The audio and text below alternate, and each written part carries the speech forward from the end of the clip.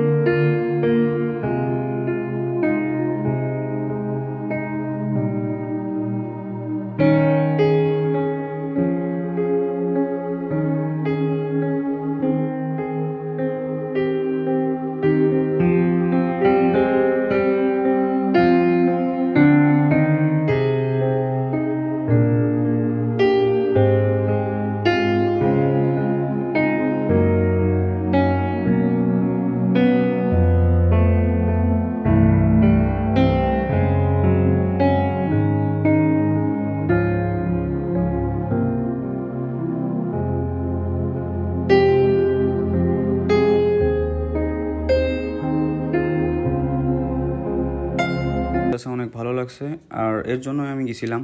আর সব থেকে ভালো ব্যাপার যেটা, যে আপনারা যদি দই দিয়ে এই ভেলপুরিটা খান, আমি যেহেতু কাশ্মীরি ভেলপুরিটা খাইছি, তো দই দিয়ে খেলে সব থেকে ভালো লাগবে। আর আমি সাজেস্ট করব যে আপনারা একবার হইলেও দৌলতপুরের পিরামিড হসপিটালের সামনে এবং 7-Safeর সামনে একবার হইলেও ট্রাই করবেন।